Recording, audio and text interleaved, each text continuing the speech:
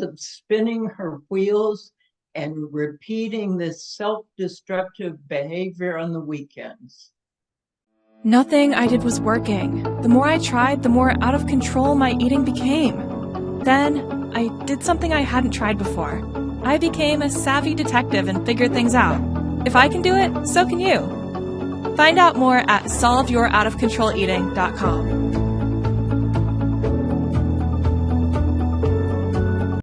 Hi, welcome to Solve Your Out of Control Eating. I'm Michelle Holtzberger, a clinical social worker. And I'm Victoria Todd, a child and adult psychoanalyst and an eating disorder specialist. But in the virtual world, we are savvy detectives. Who solve real life eating mysteries. And we're going to teach you how to become savvy detectives too. So grab your detective cap, your magnifying glass, and your notebook, or better yet, share in the comments. What's our mystery for today, Sherlock? It's the case of Lydia, a weekend binger. Okay, Lydia, part 2. Here we go. Step into our virtual office and be like a fly on the wall for her brief part 2.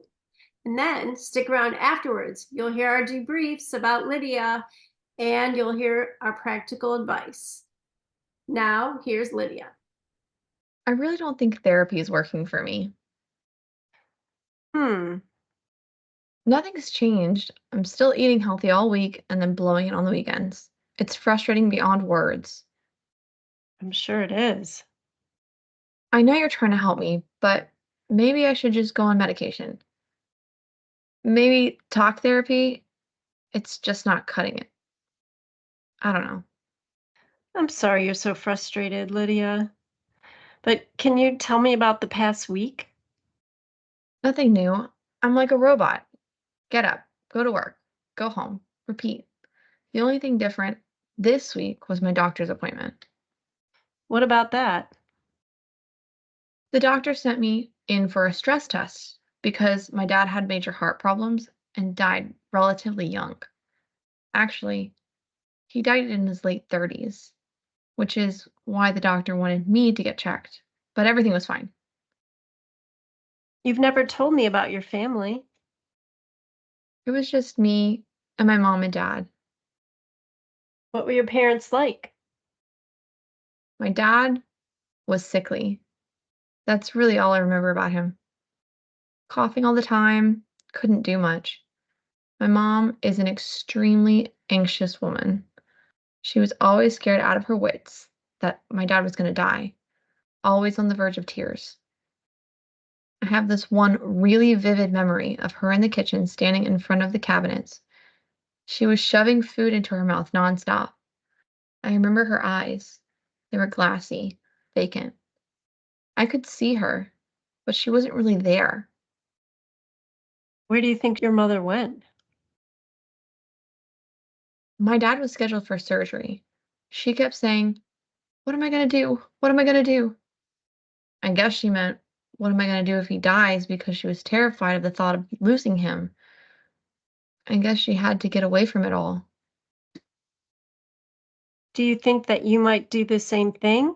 Maybe use food to get away from something scary or painful?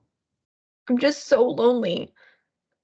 I stay busy all week, but the minute I get home on Friday night, I'm so tired. I need rest. But my empty house, I put the TV on right away for the sound of voices. I feel like the world has been destroyed and I'm the only one alive. It's intolerable. Friday nights are the worst because I have the whole weekend of nothingness to endure. It reminds me of when my dad died. Oh, I'm so sorry. How old were you when he died? I was 10. My mom was so depressed, silent, lifeless. But eventually she got better, got a weekend job at a department store. Then I was really all alone. Wonder if it felt like your whole world was destroyed and you were the only one left. Yes, I didn't have the words to describe it back then, but that's exactly how I felt. How did you deal with the, what should we call it? The abyss. How did you deal with the abyss? I turned on the TV. I ate whatever I could get my hands on, and the weird thing is that I didn't really enjoy any of my weekend treats. I almost go into a trance like I watched my mother do when my dad died. Wowee, what a session. And now it's time for our detective work. I wonder if we should back up a little bit and briefly review the first session. Well, what we both noticed was the fact that she didn't talk much about feelings, and she didn't describe any interactions with others over the weekend. And I remember referring to her as Lonely Lydia. Yes, but what a difference we see during this session, which was several months later. Months of spinning her wheels and repeating this self-destructive behavior on the weekends. Seems like she just remained defensive and unable to offer any insight regarding her behavior. But this time she sure did. Yes, thanks to the doctor's appointment, which got her talking about her family, the sickly father who died when she was 10 years old, And the emotionally unavailable mother who was always in a state of panic. There's a fancy word for this type of mother. It's called a decathecting mother. A decathecting mother is physically present but emotionally not. And Lydia's fit the bill to a T. That vivid memory of her shoveling food into her mouth was so helpful to Lydia's therapy. Yes, it was. Lydia realized that her mom was eating because of her high stress level. And then remember, the therapist wondered if Lydia did the same thing. And that's when the floodgates opened. Lydia acknowledged how lonely she was. Like when she was a little girl all alone, when her mother was working. And just as she dealt with the mother's absence by watching TV and eating junk, She was doing the same thing as an adult, feeling so lonely.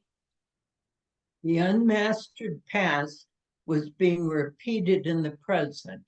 That happens all the time.